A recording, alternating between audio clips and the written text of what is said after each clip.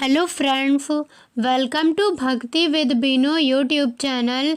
आज के इस वीडियो में सुनेंगे मंगलवार व्रत कथा। बल बुद्धि विद्या के दाता राम भक्त हनुमान जी अतुलित बलशाली हैं। सभी गुणों से युक्त वानरों में सर्वश्रेष्ठ शिरोमणि हैं। आज मंगलवार के दिन हनुमान जी की आराधना उत्तम मानी गई है।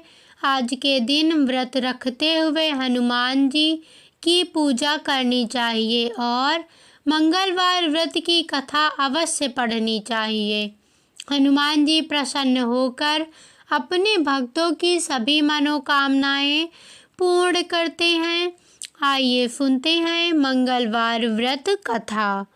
पौराणिक कथा के अनुसार ऋषिनगर में केशवदत्त नाम का एक ब्राह्मण अपनी पत्नी अंजलि के साथ जीवन यापन करता था।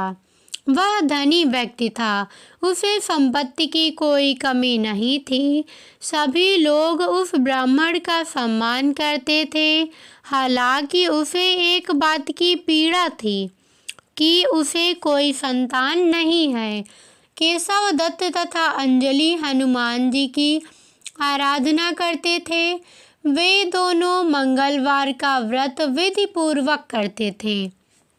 ऐसा करते हुए उन्हें कई वर्ष बीत गए, लेकिन उन दोनों की संतान प्राप्ति की इच्छा अभी पूर्ण नहीं हुई।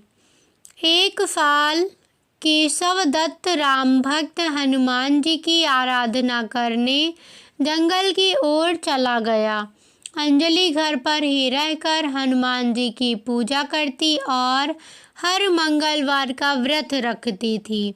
ब्राह्मण दंपति संतान प्राप्ति के लिए नियम पूर्वक मंगलवार का व्रत रखते थे। एक मंगलवार को अंजलि किसी कारणवश हनुमान जी को भोग नहीं लगा पाई। उसने व्रत रखा था। सूर्यास्त के बाद बिना भोजन किए ही वह सो गई। फिर उसने निश्चय किया कि अगले मंगलवार व्रत के समय तक हनुमान जी को भोग लगाए बिना वह भोजन ग्रहण नहीं करेगी। वह अगले मंगलवार का इंतजार करने लगी। देखते देखते 6 दिन बीत गए। वह भूख प्यास से व्याकुल थी। उसने मंगलवार को हनुमान जी का व्रत रखा। उस दिन वह बेहोश हो गई।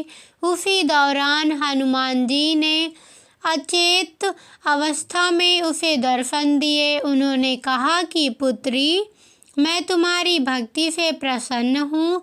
तुम्हारी मनोकामना पूर्ण होगी। तुम्हें एक सुंदर और सुयोग्य पुत्र प्राप्त होगा। वर देकर हनुमान जी अंतर्ध्यान हो गए। अंजलि की जब आंखें खुली तो उसे हनुमान जी की बात याद आई। उसने हनुमान जी को भोग लगाया और फिर भोजन किया। बजरंगबली की कृपा से ब्राह्मण दंपति को पुत्र रत्न की प्राप्ति हुई। वह बच्चा मंगलवार को जन्मा था, इसलिए उसका नाम मंगल प्रसाद रखा गया। केशव दत्त भी घर आ गया। उसने बालक के बारे में पूछा तो पत्नी ने सभी बात उसे बताई, लेकिन उसे पत्नी पर विश्वास न था। उसे लगा कि उसकी पत्नी ने उसके साथ धोखा किया है, वह झूठ बोल रही है। केशव दत्त ने उस बालक की हत्या की योजना बनाई। योजना के अनुसार एक दिन केशव दत्त अपने बच्चे को नहलाने के लिए कुएं पर ले गया।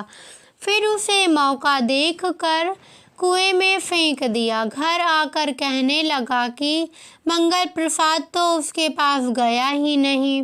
वह अभी इतना ही कहा था, तब तक मंगल प्रसाद दौड़ता हुआ वहां पर आ गया।